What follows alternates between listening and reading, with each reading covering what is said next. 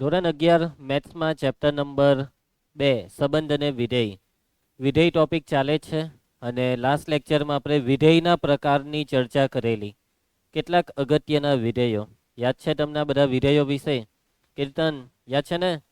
Okay, તો સૌથી પહેલાં એક વખત આપણે યાદ કરી લઈએ કે ભાઈ વિધેય એટલે શું, વિધેયની વ્યાખ્યા શું હતી. તો એ અને બી બે અરિક્ત ગણ છે. એ થી બી પરનો સંબંધ છે એફ. એનો પ્રત્યેક ઘટકને બીમાં અનન્ય પ્રતિબિંબ હોય તો એફને એ થી બી પરનું વિધેય કહેવાય. યાદ આવ્યું ને? કિરણ આકૃતિ વાળું એકદમ બેસ્ટ કે એના દરેક ઘટકોએ એક તીર છોડવાનું તો તેને કહેવાય વિધેય. યાદ આવે છે આ બધી વસ્તુ? એફ એ થી બી પરનું વિધેય હોય તેનો સંકેત છે એફ ફ્રોમ એ ટુ બી. એને કહેવાય પ્રદેશ, બીને કહેવાય તો વિસ્તાર. કોને કહેવાય? વિસ્તાર એટલે વિધેય એફના પ્રદેશના ઘટકો માટેના પ્રતિબિંબોનો ગણ. પ્રતિબિંબોનો ગણ એટલે વિસ્તાર, બરાબર. ચાલો એના પછી જો ઓર્ડર પેર એ કોમા બી એફમાં હોય તો એને સંકેતમાં શું લખાય? એફ ઓફ એ બરાબર બી. તમને જો સંબંધમાં ક્રમયુક્ત જોડ આપેલી હોય તો તે ક્રમયુક્ત જોડમાં પ્રથમ ઘટકનું પુનરાવર્તન ના થવું જોઈએ. જો પુનરાવર્તન થાય તો તે સંબંધ વિધેય નથી અને પુનરાવર્તન ના થાય તો તે વિધેય છે. યાદ આવે છે આ બધી વસ્તુ? ચલો એના પછી સંબંધના પ્રકાર. પહેલો પ્રકાર કયો જોયો હતો? સંબંધ નહીં, સોરી, વિધેય. પહેલો પ્રકાર છે તદેવ વિધેય. તદેવ વિધેયનું સૂત્ર શું હતું? F from R to R. F of x બરાબર એક્સ. આલેખ શું હતો? યસ, ઉગમ બિંદુમાંથી પસાર થતી પ્રથમ અને ત્રીજા ચરણમાંથી પસાર થતી સુરેખા. એના પછી તદેવ વિધેયનું બીજું નામ શું હતું? આઈ વડે પણ દર્શાવાય છે. I from R to R. I of x બરાબર એક્સ, કેપિટલ આઈ. તદેવ વિધેય કોના પર છે? આર થી આર પર, એટલે શોર્ટમાં બોલી શકાય આર પર. તો તમે આઈ ની નીચે આવી રીતના આર લખી શકો છો. માની લો કે આઈ ની નીચે એન લખેલો હોય તો આ તદેવ વિધેય એન થી એન પરનું. ચાલો એના પછી નંબર 2 કયું હતું? અચર વિધેયનું સૂત્ર f from R to R. F of x બરાબર સી. સી તરીકે તમે કોઈ પણ એક વાસ્તવિક સંખ્યા લઈ શકો છો, બરાબર. એના પછી હું હતો આલેખાનો? વાયક્ષ પરના બિંદુ સી માંથી પસાર થતી સમક્ષિતિજ રેખા. બિંદુ સી માની લો કે આ અહીંયા છે વાયક્ષ પર, તો એ બિંદુ સી માંથી સમક્ષિતિજ રેખા દોરી દેવાની. યાદ આવે છે? માની લઉં કે એફ ઓફ એક્સ બરાબર -3 હોય તો આલેખ અહીંયા નીચે તરફ આવે. -3 માંથી આડી લીટી દોરવાની. એના પછી પ્રદેશ, પ્રદેશ આર. વિસ્તાર છગડિયા કૌંસમાં સી. ચાલો એના પછી ત્રીજું વિધેય. હા, ત્રીજું વિધેય કયું હતું? બહુપદી વિધેય હતું. બહુપદી વિધેય f from R to R. F of x બરાબર a x a n x raise to n plus an -1 x raise to n -1 an -2 x raise to n -2. આગળ વધતા જાઓ. યસ, તો છેલ્લે a2x² plus a1x plus a0. તો આપણે શું લખેલું છે? કેટલી ઘાતવાળી બહુપદી? n ઘાતવાળી બહુપદી. અને જો આપણે આને n ઘાતવાળી બહુપદી બોલીએ તો એનો મતલબ કે x ની n ઘાતનો સહગુણક 0 નથી. આ જે પણ તમે an -1 જેટલા પણ સહગુણક લખેલા છે તે દરેક સહગુણક શું છે? કોઈ વાસ્તવિક સંખ્યા છે. બસ આ પહેલો સહગુણક શૂન્યેતર વાસ્તવિક છે, બરાબર. એના પછી ઘાતમાં જે પણ હોય તે કેવી સંખ્યા? અનઋણ પૂર્ણાંક, એટલે કે 0 1 2 3 4 આ બધી સંખ્યા. ઓકે, ચાલો એના પછી બહુપદીના પ્રકારમાં સુરેખ બહુપદી, દ્વિઘાત બહુપદી અને ત્રિઘાત. આ 3 પ્રકાર તમે 10મામાં જ અભ્યાસ કર્યો છે. સુરેખ બહુપદીનો આલેખ સીધી રેખા, દ્વિઘાત બહુપદીનો આલેખ પરવલય કે જે કાંટો ઉપર ખુલે કાંટો નીચે ખુલે. જો x² નો સહગુણક ધન હોય તો પરવલય ઉપર ખુલે, x² નો સહગુણક ઋણ હોય તો પરવલય નીચે. આ તો તમને હજી પણ યાદ હોવું જ જોઈએ, હે ને? અને ત્રિઘાત નો આલેખ કંઈક આ ટાઈપનો આકાર જેવો બનતો હોય છે, એન જેવો. એક્ઝેક્ટ આવો બી બને, કોઈક વાર આના કરતા થોડો ઘણો અલગ બી આવી શકે, બરાબર છે. હવે એક ત્રિઘાત બહુપદી લખું એક્સ ક્યુબ, તો આનો આલેખ કેવો આવે ખબર? આનો આલેખ આવો આવે. આ છે એક્સ ક્યુબ નો આલેખ, આનો એન આવો દેખાશે. સમજ પડે છે વાતમાં?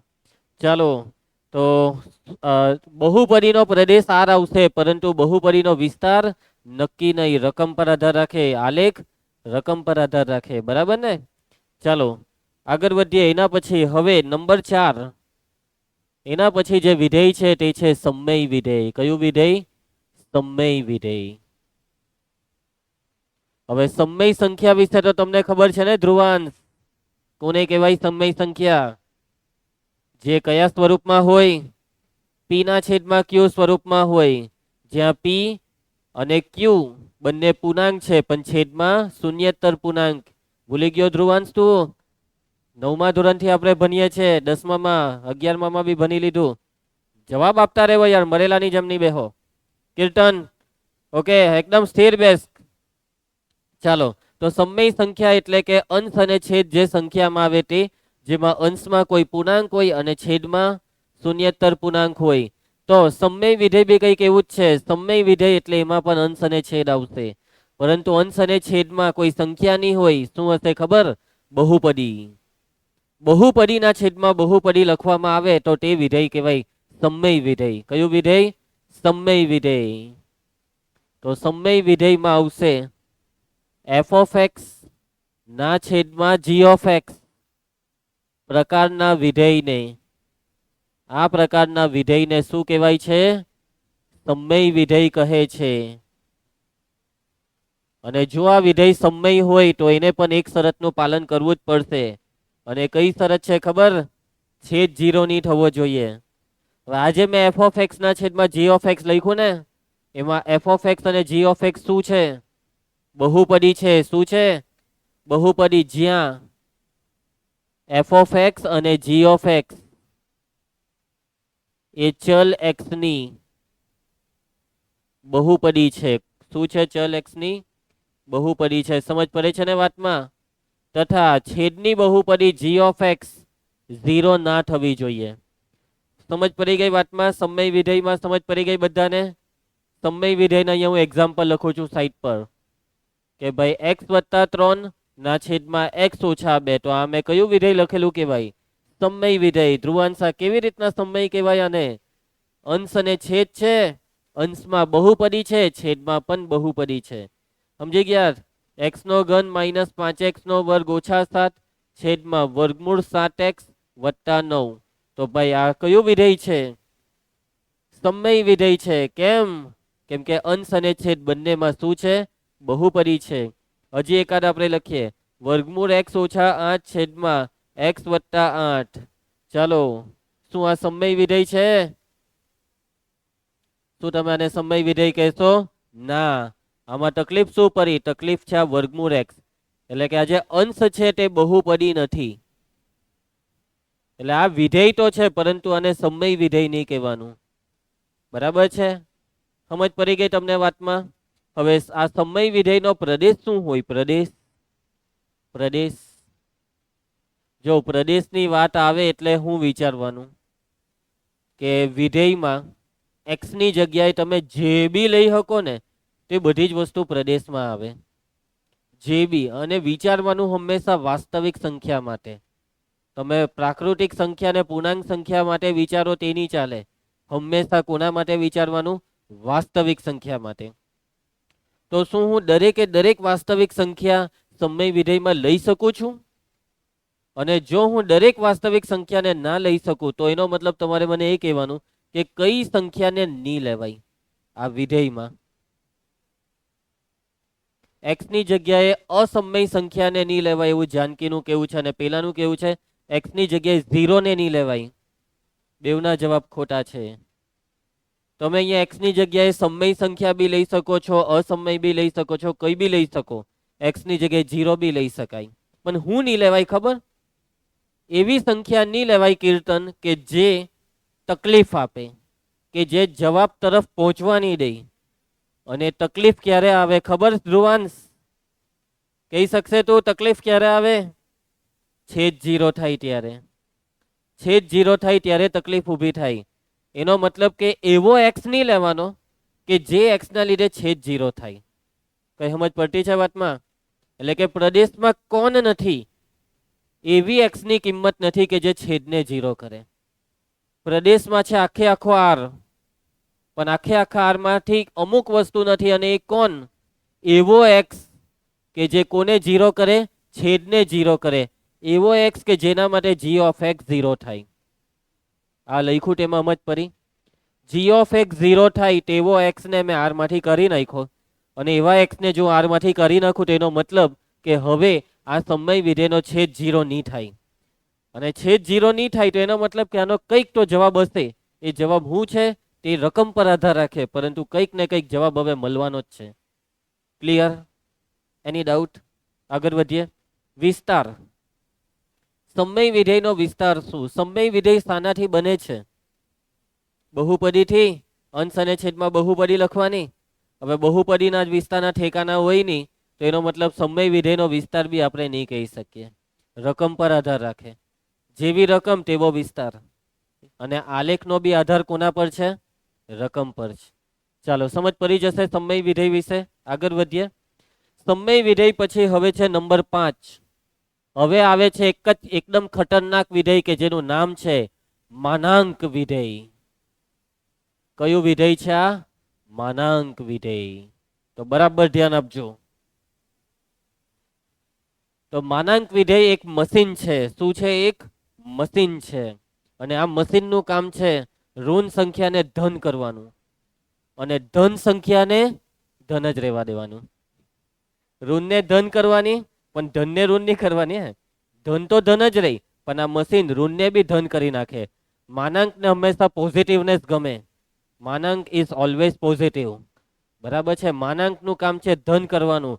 જો કોઈ બી ઋણ વસ્તુ માનાંકની અંદર ગઈ તેનો મતલબ એ તરત જ થઈ ગઈ ધન. f from r to r, f of x બરાબર માનાંક વિધેયનો સંકેત કંઈક આવો છે. બે ઊભી લીટીની વચ્ચે x લખવાનું, બોલવાનું માનાંકમાં x અથવા માનાંક x. f of x બરાબર માનાંક x. માનાંક વિધેયને ઇંગ્લિશમાં કહેવાય મોડ્યુલસ ફંક્શન. કયું ફંક્શન? Modulus function. એટલે તમે આને મોડ્યુલસ ઓફ x બોલી શકો. Modulus x, mode x, mode of x, ટૂંકમાં મોડ બોલાય. સમજી ગયા? આગળ સમય વિધેયને ઇંગ્લિશમાં કહેવાય રેશનલ ફંક્શન. એના પછી એની આગળ બહુપદી વિધેયને ઇંગ્લિશમાં કહેવાય પોલિનોમિયલ ફંક્શન. એની આગળ અચર વિધેયને ઇંગ્લિશમાં કહેવાય કોન્સ્ટન્ટ ફંક્શન, ને તદેવ વિધેયને આઈડેન્ટિટી ફંક્શન. ચાલો, માનાંક વિધેય મોડ્યુલસ ફંક્શન. હવે આના આપણે કેટલાક એક્ઝામ્પલ પહેલા જોઈ લઈએ. પ્રદેશ શું છે? ધ્રુવાંશ. પ્રદેશ બોલની આનો. એટલે આટલું બધું કેમ વિચારે છે? નજરની સામે આર્યો આર જોની. ટેન્શનમાં કેમ આવી જાય છે? ટેન્શન નહીં લે તું. ધ્રુવાંશ એકદમ બિંદાસ રહે, અને જે શીખવાડવામાં આવે છે તેમાં બરાબર ધ્યાન આપ. પ્રદેશ એમ પૂછે એટલે હવે અહીંયા નજર નાખી જ દેજે તું. ચાલો, પ્રદેશ આર છે, એનો મતલબ કે મારે એક્સ ની જગ્યાએ જે બી લેવાનું તે આમાંથી લેવાનું, આર માંથી. બરાબર છે? તો ચાલો હું આર માંથી પહેલા 0 લેમ. તો 0 નું માનાંક કેટલું? 0 પોતે. મેં 2 લેમ તો 2 નું માનાંક કેટલું? 2 પોતે. પરંતુ હવે ચાલો -3 લઈએ તો -3 નું માનાંક +3. ઋણ સંખ્યા ધન થઈ જશે. ધન તો ધન જ રહેશે, પણ ઋણ સંખ્યા પણ કેવી થઈ જશે? ધન થઈ જશે. -10 નું માનાંક +10. સમજ પડી માનાંક કેવી રીતના કામ કરે તેમાં? ચાલો, હવે આ જે માનાંક વિધેય છે, હવે આ માનાંક વિધેય નું એક્સપાન્શન હું લખવા જઈ રહ્યો છું. એક્સપાન્શન. હવે મેં તમને કીધું એ પ્રમાણે માનાંકનું કામ છે ધન કરવાનું. જો આ x ધન હોય તો એ ધન જ રહેશે, પણ જો x ઋણ હોય તો બી એ ધન થઈ જશે. સમજ પડે છે વાતમાં? તો આ જે માનાંક x છે ને તેના 2 ભાગ પડે. માનાંક x બરાબર કાં તો +x. જો x ધન હોય, 0 કે 0 થી મોટો હોય તો માનાંક x બરાબર +x. પરંતુ જો x ઋણ હોય ને તો માનાંક x બરાબર -x. માનાંક x બરાબર -x. જો x ધન હોય તો માનાંક x બરાબર x. જો x ઋણ હોય તો માનાંક x બરાબર -x. જો x 0 હોય તો 0 નું માનાંક 0. તમારા મનમાં કદાચ એકાદ સવાલ ઊભો થઈ ગયો હોવો જોઈએ. કયો સવાલ ખબર? કે આ માનાંક x બરાબર માઇનસ એક્સ, હે માનાંક x બરાબર માઇનસ એક્સ. માનાંક નું કામ તો ધન કરવાનું છે કીર્તન, હે ને? જે બી અંદર જાય તો -10 તો એનું માનાંક +10. તો આ x જો નહીં -x થઈ ગયો. આ શું થયું? હે માનાંક x બરાબર -x. તો જો વાતને સમજજો ગુજવાટાની. તમે જ્યારે સંખ્યા સાથે કામ કરો ત્યારે આખી ગેમ અલગ હોય, ચલ સાથે કામ કરો ત્યારે વિચારવાની વસ્તુ આખી અલગ આવે. અહીંયા x એ ચલ છે. x શું છે? ચલ છે. માનાંક પોતાનું કામ કરે જ છે. માનાંકનું કામ ધન કરવાનું છે અને આ માનાંક ધન જ કરે છે. માનાંક કોઈ દિવસ ઋણ નહીં કરે, માનાંક ધન જ કરે. બરાબર ને? જે દિવસે માનાંકે ધન નહીં કર્યું તે દિવસે માનાંક મરી ગયો એમ સમજી લેવાનું. આ દુનિયામાંથી ઉપર જતો રહ્યો. સમજી ગયા? અને માનાંક હજી જીવતો છે. માનાંક અમર છે. જ્યાં સુધી આ દુનિયા છે ત્યાં સુધી માનાંક છે. સમજી ગયો ધ્રુવાન? ચાલ ધ્યાન આપજે. તો આ માનાંક x બરાબર -x ને સમજજો. આનો મતલબ એવો થયો કે જો માનાંકની અંદર જે x છે તે ઋણ હોય, જો x ઋણ હોય તો -x. કેમ કે x ઋણ છે તો આ માઇનસની નિશાની x ના ઋણ ચિહ્નને ધન કરે. આ -x નો મતલબ એવો છે કે આ x ઋણ છે અને એ ઋણને આ આગળ જે માઇનસની નિશાની છે તે ધન કરે. -x એ ધન છે. આ -x ધન છે. કેમ? કેમ કે x ઋણ છે. x ઋણ છે, ઋણ સંખ્યાની આગળ માઇનસ લખવામાં આવે તો માઇનસ માઇનસ પ્લસ થાય. હવે હું તમને હજી એક એક્ઝામ્પલ આપીને સમજાવું કે આ વસ્તુ ક્યારે, કે જ્યારે x કેવો હોય? ઋણ હોય. ફોર એક્ઝામ્પલ મેં એક ઋણ સંખ્યા લેમ છું -4. x બરાબર કેટલા લેમ છું? -4. -4 કેવા? 0 કરતા નાના, ઋણ. જો -4 0 કરતા નાના હોય તો તમારે આમાં x ની કિંમત -4 મૂકવાની. તો જો આમાં મૂકું છું માનાંકમાં -4 બરાબર, હવે અહીંયા -x માં x ની જગ્યાએ કેટલા મૂકવાના? -4 થઈ ગયું. -4. સમજ પડી વાતમાં? એટલે કે ગણિતમાં બી એક છલાવો છે આવો કે ઘણી વખત માઇનસની નિશાનીનો મતલબ ઋણ ની સમજતા. એ ધન બી હોઈ શકે છે. દેખાતું હોય માઇનસ પણ હોય પ્લસ. જો દિખતા है वो होता नहीं, जो होता है वो दिखता नहीं. એના જેવું હવે અહીંયા મેથ્સમાં બી થશે. સમજી ગયા? એટલે અહીંયા મગજથી જોતા શીખજો. નજરથી જોવાનું છે પણ સમજવાનું મગજથી છે. ક્લિયર છે માના? એ માનાંક, હા બરાબર. એટલે x ઋણ હોય તો આપણે -x લખવું પડે, કેમ કે આ માઇનસની નિશાની ઋણ x ને ધન કરશે. પરંતુ જો x ધન હોય તો એનો મતલબ કે x ને બેઠો બહાર કાઢી લો. પણ જો x ઋણ હોય તો x ને માઇનસની હાથે બહાર કાઢો. ક્લિયર છે? જો x ધન હોય તો માનાંક પ્લસ થી ખુલે, જો x ઋણ હોય તો માનાંક માઇનસ થી ખુલે. એટલે કે આપણે ઋણ સંખ્યા લઈએ કે -7 તો -7 ઋણ છે તો -7 નું માનાંક માઇનસ થી ખુલે તો +7. એમ આવો મતલબ છે. ચલ સાથે કામ કરો ત્યારે તમારી થિંકિંગ એડવાન્સ લેવલની હોવી જોઈએ. x એટલે ચલ. ચાલો ભાઈ પ્રદેશ. જો ભાઈ હા બોલી જ દેજો. આર સહપ્રદેશ આર, પણ વિસ્તાર. ચાલો બુદ્ધિ દોરાવજો. તમે પ્રદેશ આર માંથી જુદી જુદી કિંમતો આમાં મૂકશો તો તમને જે બી પ્રતિબિંબો મળશે તે બધા પ્રતિબિંબો ભેગા થઈને કયો ગણ બનાવશે? જો પૂર્ણાંક બોલ્યો પેલો. તારે જવાબમાં વાસ્તવિક સંખ્યા બી મળે તો માનાંકની અંદર 3/2 લે તો 3/2. તને સમયમાં બી મળ્યું. તો માનાંકમાં -√3 લે તેનો જવાબ +√3. તને અસમય સંખ્યા બી મળી. મતલબમાં વાસ્તવિક જવાબો મળે છે પણ વાસ્તવિકમાં કયા જવાબો મળે છે? ધન જ. હવે આપણે ધન બોલીએ તો એમાં એક સંખ્યા રહી ગઈ. કઈ ખબર? 0. એટલે શું બોલવું પડે? ધન અને 0. ધન વાસ્તવિક અને 0. અને એના માટે હજી બેસ્ટ શબ્દ કયો છે? અનઋણ વાસ્તવિક સંખ્યા. કઈ સંખ્યા? અનઋણ વાસ્તવિક સંખ્યા. અનઋણ વાસ્તવિક સંખ્યાનો ગણ વિસ્તાર છે. એટલે એને સંકેતમાં શું લખાય? સંકેતમાં અનઋણ વાસ્તવિક સંખ્યાનો ગણ બે રીતે લખાય. પહેલું છે આર પ્લસ યોગ 0, આર પ્લસ માં બધી જ ધન વાસ્તવિક સંખ્યા અને આ 0 બી આવી ગયો.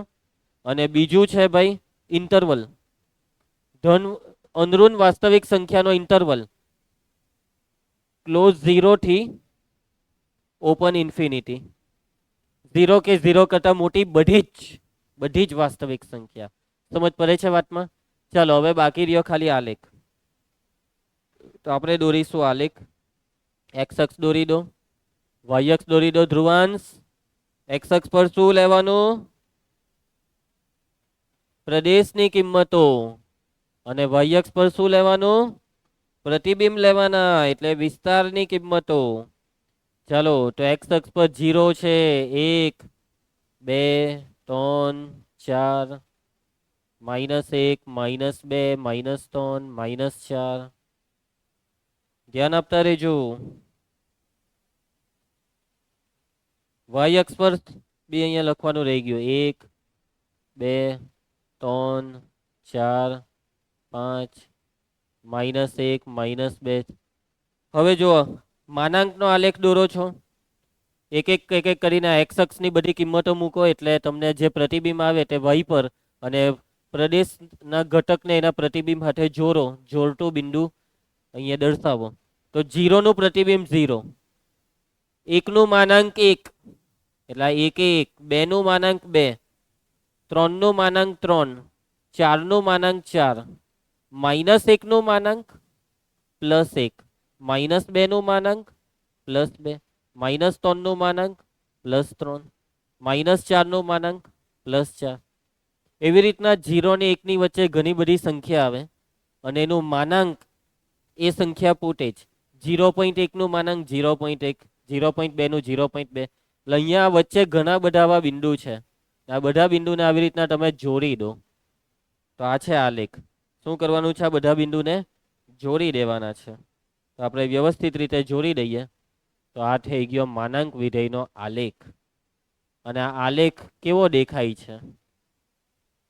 વી આકાર. યસ, આપણા માટે આ શબ્દ છે, આપણા વાતચીત કરવા માટેનો શબ્દ કે માનાંકનો આલેખ એટલે વી આકાર.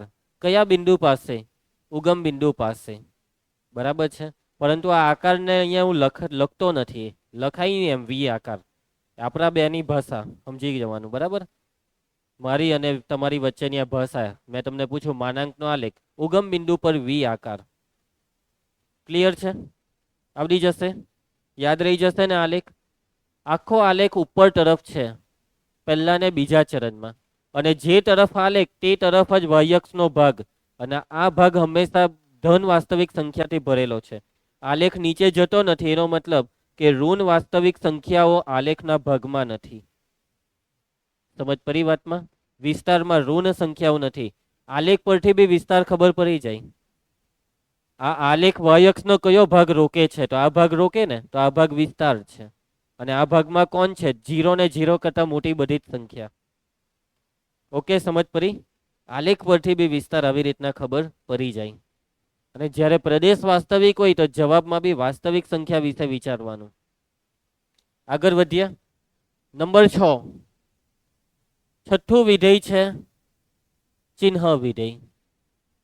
આ માનાંક વિધેય ખૂબ અગત્યનું હતું. માનાંકની સાથે કામકાજ ચાલ્યા કરશે ઘણા બધા ચેપ્ટરોમાં. ચાલો, ચિહ્ન વિધેય. જેવો શબ્દ તેવો મતલબ. ચિહ્ન વિધેયનું કામ છે ચિહ્ન આપવાનું. ધન સંખ્યાનું ચિહ્ન પ્લસ, ઋણ સંખ્યાનું ચિહ્ન માઇનસ. 0 નું ચિહ્ન કોઈ નહીં. 0 ને પ્લસ લેવું કે માઇનસ લેવું બધું જ હરખું, એટલે 0 એ ચિહ્ન રહિત છે. Kirtan Kumar, f from R to R, f of x બરાબર. હવે ચિહ્ન વિધેયનું સૂત્ર છે +1. જો x ધન હોય, જો x ધન હોય તો f of x બરાબર 1. જો x ઋણ હોય તો f of x બરાબર -1 એટલે માઇનસનું ચિહ્ન. અને જો x 0 હોય તો કોઈ ચિહ્ન નહીં, 0 પોતે જ, f of x 0. સમજ પડી? ધન સંખ્યા માટે +1, ઋણ સંખ્યા માટે -1, 0 માટે 0. એટલે આ વિધેય કામ કેવી રીતના કરે? પ્રદેશ શું છે ધ્રુવાંશ? R. ચાલ જુદી જુદી વાસ્તવિક સંખ્યામાં મૂકું છું. આમાં આપણે પહેલા મૂકીએ 5, તો f of 5 નો જવાબ કેટલો? એક્સ ની જગ્યાએ 5 લઈએ તો જવાબ કેટલો? પહેલા આમાં જોવાનું કે 5 કયામાં આવે, ધનમાં આવે, જીરોમાં આવે કે ઋણમાં? તો ધનમાં આવે, તો એફ ઓફ એક્સ નો આ 5 આમાં મૂકવાનો. પણ અહીંયા તો એકડો જ આપેલો છે, એકડા સિવાય બીજું કઈ છે નહીં, એટલે એફ ઓફ 5 નો જવાબ કેટલો? 1. માની લો કે અહીંયા 1 ની જગ્યાએ એક્સ નો વર્ગ લખેલો હતો, તો આ 5 આમાં મૂકવાનો, તો 5 નો વર્ગ 25. એમ સમજ પડતી છે વાતમાં? એના પછી એફ ઓફ 10 કેટલા થાય? ધન સંખ્યા હોય તો +1. F of 1/3 1. એફ ઓફ -5 -1, કેમ કે -5 ઋણમાં આવે એટલે એફ ઓફ એક્સ ને -1 લેવાનું. F of -√2 -1. F of 0 0. સમજ પડી ગઈ? હવે આ જે એફ ઓફ એક્સ છે ને, તેનું આ સૂત્ર સિવાય બીજું બી એક સૂત્ર આવે, અને એ સૂત્ર છે માનાંક એક્સ ના છેદમાં એક્સ. ક્યારે? કે જ્યારે એક્સ નોટ ઇક્વલ ટુ 0 હોય. અને જો એક્સ બરાબર ઉધરાંશ 0 હોય તો એફ ઓફ એક્સ બરાબર 0. સમજી ગયો? એક્સ બરાબર 0 તો એફ ઓફ એક્સ 0, અને એક્સ નોટ ઇક્વલ ટુ 0 હોય તો માનાંક એક્સ ના છેદમાં એક્સ. આ બે વસ્તુ દેખાય અલગ છે, પણ બેવનો જવાબ એક જ છે, કામ એક જ કરે. હવે તમે જો આમાં એફ ઓફ 5 એક આવેલા, એ જ એફ ઓફ 5 આમાં મૂકો. F of 5 કયામાં? આમાં મૂકું કે આમાં મૂકું? પહેલા જોવાનું 5 આમાં આવે, નોટ ઇક્વલ ટુ 0 માં આવે કે ઇક્વલ ટુ 0? 5 એ નોટ ઇક્વલ ટુ 0 કહેવાય, તો આમાં મૂકવાનું માનાંક 5 છેદમાં 5. 5 નું માનાંક 5 ને છેદમાં 5 આવ્યું ને 1. તમે આમાં 7 લેહો તો માનાંક 7 છેદમાં 7 1. માનાંક 10 છેદમાં 10 1. દર વખતે 1 આવે, ઋણ સંખ્યા લઈએ. હે, એફ ઓફ -3 લઈએ, તો -3 કયામાં? આમાં મૂકી દે -3 અહીંયા. ના, કેમ? કેમ કે -3 0 નથી, એટલે આમાં મૂકવાનું. તો -3 નું માનાંક છેદમાં એક્સ ની જગ્યાએ -3, -3 નું માનાંક +3 ને છેદમાં -3 બેઠો ને. હવે સાદુરૂપ આપીએ તો 3 ઉડી જાય, એટલે કઈ કેટલો જવાબ આવ્યો? -1 આવ્યું ને? ઋણ સંખ્યા માટે -1 આવ્યું ને? અને 0 કયામાં મૂકવાનું? ઉપર મૂકીએ કે નીચે? નીચે. 0 એ બેઠું 0 જ લેવાનું. સમજ પડી ગઈ? હવે જો આ સૂત્રમાંથી ઉપરનું લાવવું હોય તો લવાય. હવે એ કેવી રીતના આવે? તો તમને માનાંક એક્સ ના છેદમાં એક્સ આપેલું છે ને, તેમાં માનાંક એક્સ નો જવાબ શું? માનાંક એક્સ નો જવાબ શું? માનાંક એક્સ ના ટુકડા શું? માનાંક એક્સ ના 2 ટુકડા પડે, કાં તો +x કાં તો -x. પણ માનાંક એક્સ બરાબર +x ક્યારે?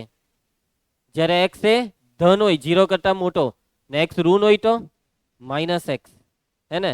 તો જોજો, આના હું 2 ટુકડા પાડું છું.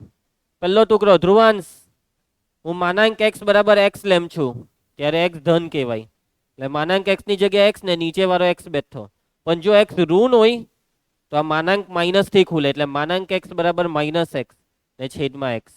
અને જો x ની કિંમત 0 હોય તો 0 જ. આ x ઉડી ગયું 1, આ x ઉડી ગયું -1 આવી ગયું. x ગ્રેટર ધેન 0 એ 1, x લેસ ધેન 0 એ -1, ને x બરાબર 0 એ 0. સમજ પડી? ખ્યાલ આવી જશે? કોઈને કઈ ડાઉટ? પ્રદેશ, વિસ્તાર, આર એમ કે છે એક જણ, લખી દે માર. પ્રતિબિંબ નો ગણ કોણ છે? પ્રતિબિંબમાં આખે આખો આર છે. જુદી જુદી પ્રદેશની કિંમતો માટે કયા કયા પ્રતિબિંબો આવી રહ્યા છે? શું લખું વિસ્તારમાં? બરાબર બોલ્યા? યસ. વિસ્તારમાં બસ 3 જ સંખ્યા છે, -1, 0 ને 1. આ 3 સિવાય તમને કોઈ ચોથું મળવાનું જ નથી પ્રતિબિંબમાં. બરાબર? જવાબમાં માની લો તમારે 5 લાવવું હોય તો કેવી રીતના લાવવો? એવું તો x બરાબર શું લેવો તો જવાબમાં 5 આવે? જવાબ ફિક્સ જ છે. ધન માટે +1, ઋણ માટે -1 ને 0 એ 0. તો આ 3 સિવાય કોઈ ચોથો જવાબ આવે જ નહીં. સમજ પડતી છે? ચાલો, થોડું થોડું તમે મગજ સારું દોડાવતા છો હવે. બરાબર? ઊંઘી ને બી ખબર નહીં હું ખાઈને આવતા હે બપોરે. હે, તું એ તાવની ગોળી કેમ લીધી? તને કેમ તાવ આવી જાય છે? રાતના બિયર પી છે? ચાલો ભાઈ, આલેખ. તો આલેખ દોરવા માટે એક્સ અક્ષ આ દોરી દીધી આપણે. વાય અક્ષ. ધ્રુવાંશ કુમાર કઈ અક્ષ છે આ? આ કઈ અક્ષ છે? ધ્રુવાંશ કુમાર બિંદુ. આ 0 1 2 3 -1 -2 -3 પછી અહીંયા 1 2 -1 -2 ધ્યાન આપજો. ચાલો હવે બિંદુ મૂકતા જવાનું છે. 0 એ કેટલું આવતું છે? 0 એ 0 એ લા બિંદુ.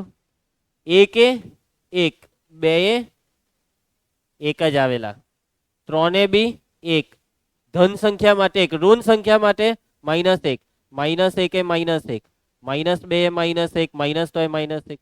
એટલે કે અહીંયા જો 0 ને 1 ની વચ્ચે કઈ બી લેમ જવાબમાં +1. સમજ પડી? તો આવી રીતના આલેખ આવશે આખો. તો જોજો. તો મારે આ એકરો લખેલો છે ત્યાંથી લીટી દોરી દેવાની છે. દોરી દેમ લીટી. દોરી દીધી લીટી. પછી આ નીચે -1 લખેલો છે ત્યાંથી બી લીટી દોરી દેવાની. પણ હવે આ આલેખમાં એક ગૂંચવારો ઊભો થયો. કયો ખબર? 0 એ કેટલું? 0 એ 0, 0 એ 1 કે 0 એ -1 એમ ખબર નથી પડતી. કે 0 પર બી ઘાટું ટપકું માર્યું, 1 પર બી અહીંયા લીટી નીકળતી છે, -1 એ બી લીટી નીકળે છે.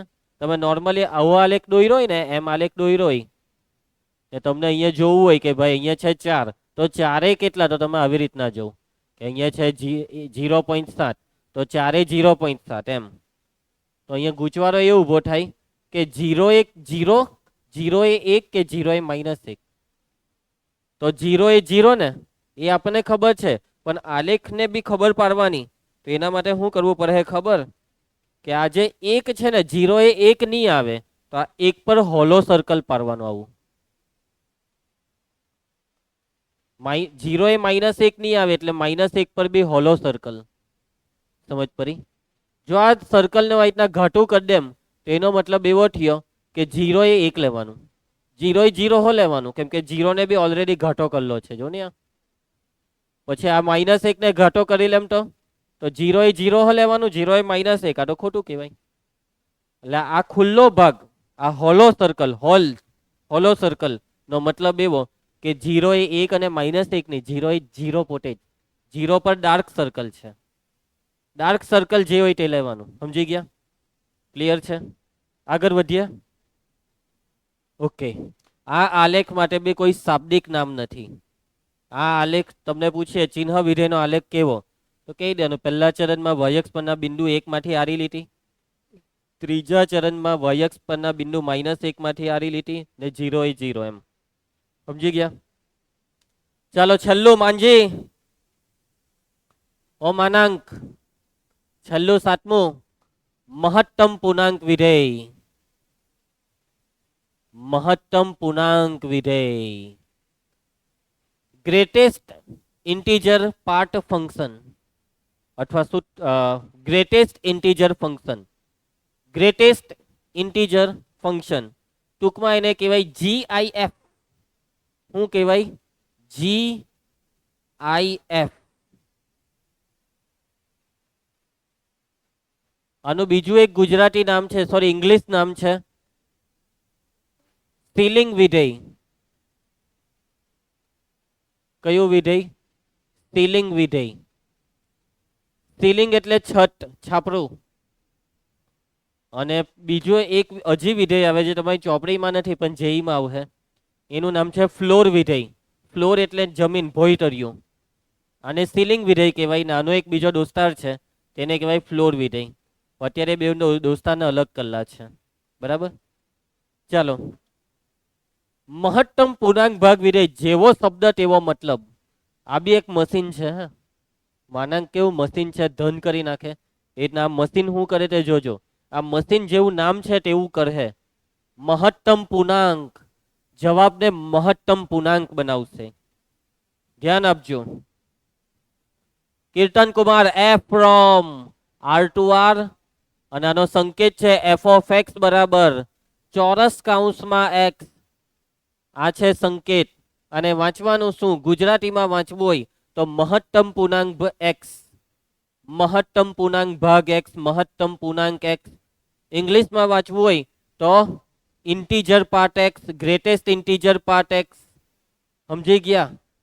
ગુજરાતીમાં હજી ટૂંકમાં એમ બોલી દઉં તો બી ચાલે, પૂર્ણાંક ભાગ એક્સ. કેમ કે પૂર્ણાંક વિધેય બે પ્રકારના આવે, એક મહત્તમ ને એક ન્યૂનતમ. પણ તમે એમ બોલ્યા પૂર્ણાંક વિધેય તો બાય ડિફોલ્ટ એને મહત્તમ સમજવામાં આવશે. સમજી ગયા?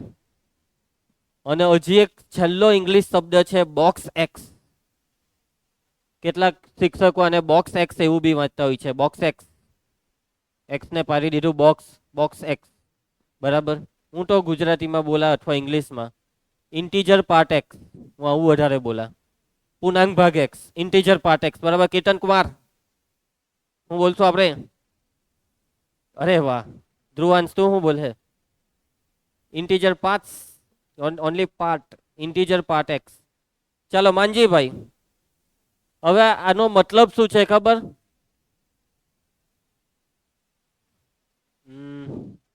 એક્સ કે એક્સ થી, ઉભા રહેજો, એક્સ કે એક્સ થી, એક્સ કે એક્સ થી મોટા પૂર્ણાંકોમાં સૌથી નાનો પૂર્ણાંક.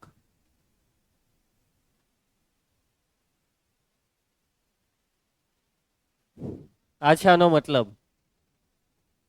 એક્સ કે એક્સ થી મોટા પૂર્ણાંકોમાં સૌથી નાનો પૂર્ણાંક. આ છે ઇન્ટીજર પાર્ટ એક્સ નો મતલબ. બરાબર છે ધ્રુવાંશ? એક્સ કે એક્સ થી મોટા પૂર્ણાંકોમાં સૌથી નાનો પૂર્ણાંક. અહીંયા એક સંખ્યા રેખા દોરું છું. 0, 1, 2, 3, 4, 5, -1, -2, -3, -4. હવે અહીંયા હું એક્ઝામ્પલ થોડાક લખી દઉં છું કે મહત્તમ પૂર્ણાંક ભાગ, મહત્તમ પૂર્ણાંક ભાગ 2.3. તો આનો જવાબ કેટલો? તો આનો મતલબ છે 2.3 કે 2.3 થી મોટા પૂર્ણાંકોમાં સૌથી નાનો પૂર્ણાંક એ કયો? 2.3 કે 2.3 થી મોટા જેટલા બી પૂર્ણાંક છે તે તમામમાં સૌથી નાનો કયો?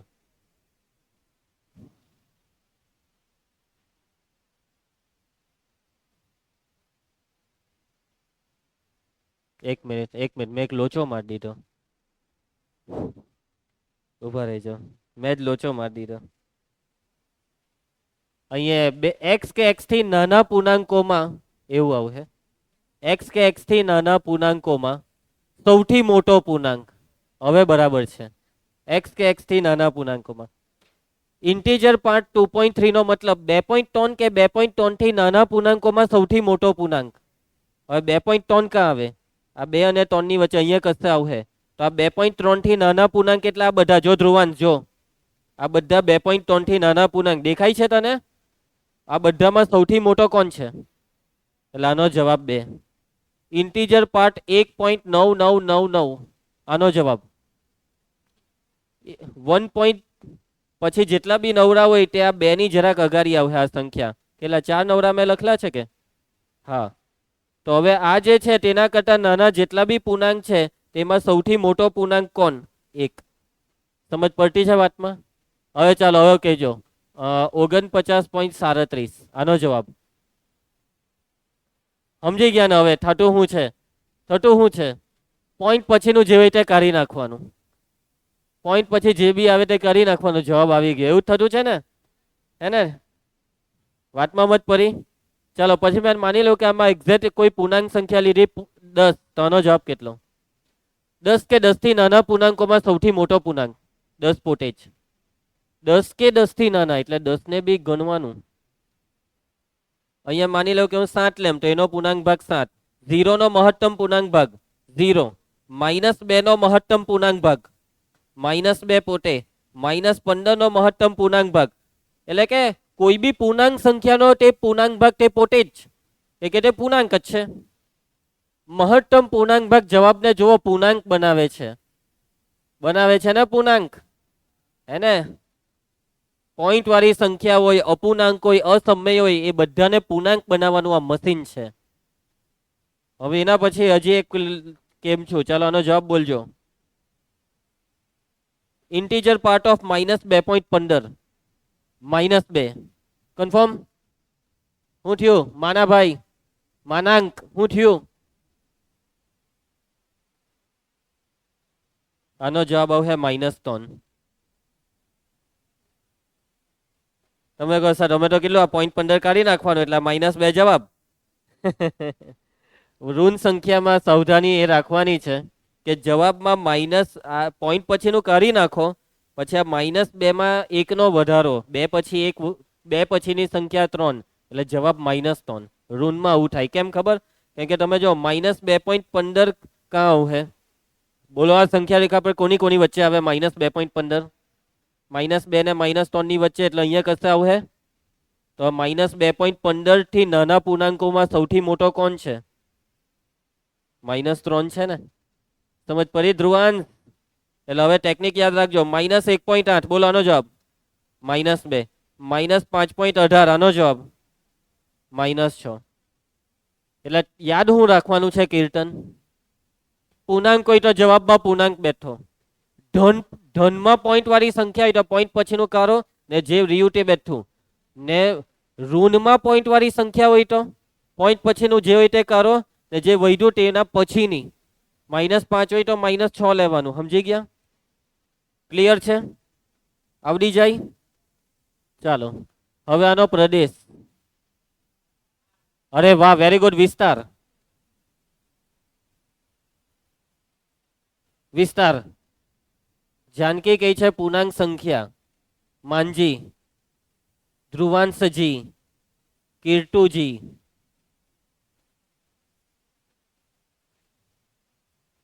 ચાલો ચાલો વિસ્તાર વિસ્તાર. પ્રતિબિંબમાં શું આવી રહ્યું છે?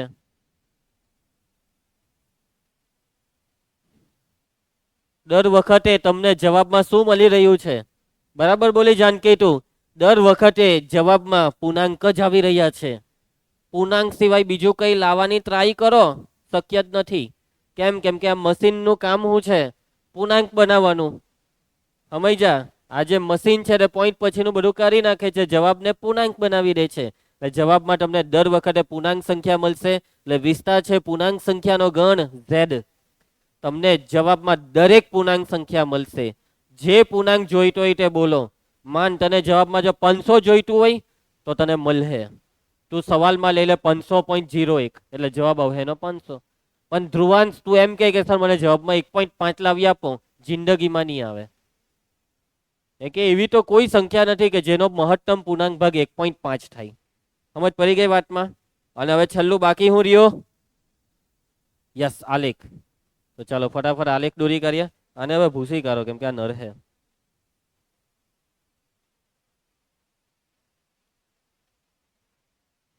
રેડી? ધ્યાન આપજો. હું દોર્યો ધ્રુવાંશ આપણે આ x x y x. આ કઈ અક્ષ છે? Very good. ના ચાલો પહેલા થોડાક બિંદુ દર્શાવી દઉં છું. 0 1 2 3 4 5 -1 -2 -3 -4 છોડો 1 2 3 4 5 -1 -2 -3 -4. ચાલો ભાઈઓ હવે એકદમ સિમ્પલ છે. 0 નો પૂર્ણાંક ભાગ 0 પોતે. ઓકે, 1 નો પૂર્ણાંક ભાગ 1 પોતે. 2 નો પૂર્ણાંક ભાગ 2 પોતે. 3 નો પૂર્ણાંક ભાગ 3 પોતે. 4 નો પૂર્ણાંક ભાગ 4 પોતે. સમજ પડી છે ને? 0 ને 1 ની વચ્ચેના જે બી સંખ્યા છે તેનો પૂર્ણાંક ભાગ હું. ફોર એક્ઝામ્પલ 0.5 નો પૂર્ણાંક ભાગ 0. 0.5 નો પૂર્ણાંક ભાગ 0. તો 0.5 એ 0 એટલે એ બિંદુ પોતે જ. 0.1 નો પૂર્ણાંક ભાગ 0. 0.2 નો 0. જીરો ને 1 ની વચ્ચે કઈ બી લેવું, આ બધું જ જીરો થઈ ગયું. પણ જેવું 1 પર આવ્યા એટલે 1, એટલે આને ડાર્ક કરો. પરંતુ અહીંયા 1 ને અડવાની લેવાનું ને, કે 1 એ 1, તો અહીંયા 1 પર કયું સર્કલ? Hollow circle. 1 અને 2 વચ્ચેની સંખ્યાનો પૂર્ણાંક ભાગ કેટલો? 1. એટલે હું 1.5 લેમ તો બી 1, 1.7 લેમ તો બી 1, કઈ હો લેમ 1, એટલે આ ભાગ. પણ જેવું અહીંયા 2 પર અડવા આવે એટલે અહીંયા હોલો સર્કલ. એનો મતલબ 2 એ 1 નહીં લેવાનું, 2 એ 2 લેવાનું. ડાર્ક જે ડાર્ક હોય તે લેવાનું. અહીંયા 1 એ 0 નહીં લેવાનું, 1 એ 1 લેવાનું. 1 પર ડાર્ક છે, સમજ પડી? 2 અને 3 વચ્ચેનો પૂર્ણાંક ભાગ સમજી ગયા ને હવે? 2, પણ 3 પર હોલો. પછી 3 એ 3, 3 અને 4 ની વચ્ચેનો પૂર્ણાંક ભાગ બી 3, એટલે અહીંયા હોલો સર્કલ. પછી 4 એ 4, એટલે અહીંયા ડાર્ક સર્કલ. અને 4 અને 5 ની વચ્ચે નો પૂર્ણાંક ભાગ 4, ને જેવું 5 આવે એટલે હોલો સર્કલ. સમજ પડી?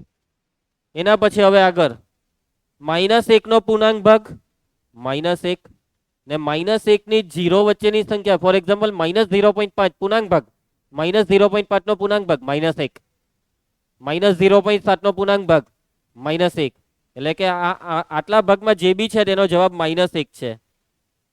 પણ જેવું હું 0 પર આવું તો 0 નો પૂર્ણાંક ભાગ -1 થાય ના, 0 નો 0, એટલે હોલો સર્કલ. સમજ પડી? -2 નો પૂર્ણાંક ભાગ -2, ને -2 અને -1 ની વચ્ચે જે બી હોય -2, પણ જેવું -1 આવે એટલે -1 નો પૂર્ણાંક ભાગ -1, એટલે એ હોલો સર્કલ. તો મારા હિસાબે હવે તમે આલેખ સમજી ગયા છો કે આલેખ નો આકાર કેવો દેખાય છે. હું એમ જોઈને મગજમાં હું વિચાર આવ્યો? હે સીધી રેખા લાગતી હે ને? સ્ટેપ બન્યા. શું બન્યા? સ્ટેપ, પગથિયા બન્યા ને, બરાબર. એટલે આ વિધેયને હજી એક નામ છે સ્ટેપ ફંક્શન, કેમ કે આના આલેખમાં પગથિયા બને છે, એટલા માટે આ વિધેયને સ્ટેપ ફંક્શન બી કહેવાય, સ્ટેપ ફંક્શન. ઓકે, સમજ પડી? યાદ રહી જશે. તો આજે આટલું રાખીશું આપણે. આવતીકાલે હું તમને સવાલ જવાબ પૂછીશ. આ આલેખ માટે બી કોઈ ચોક્કસ પ્યોર શબ્દ નથી. હું તમને જે બી સવાલ પૂછીશ આવતીકાલે એના જવાબ આવડવા જોઈએ. આવતીકાલથી દાખલાની પણ શરૂઆત થઈ જશે આ ચેપ્ટરના, વિધેય ટોપિકના. કાલથી તમને ઓર મજા આવશે. પણ થિયરી કમ્પલસરી છે આ ચેપ્ટરની, પરફેક્ટ આવડવી જોઈએ. ચાલો ઝેરોક્સ લઈ જજો, કાલે મળીશું.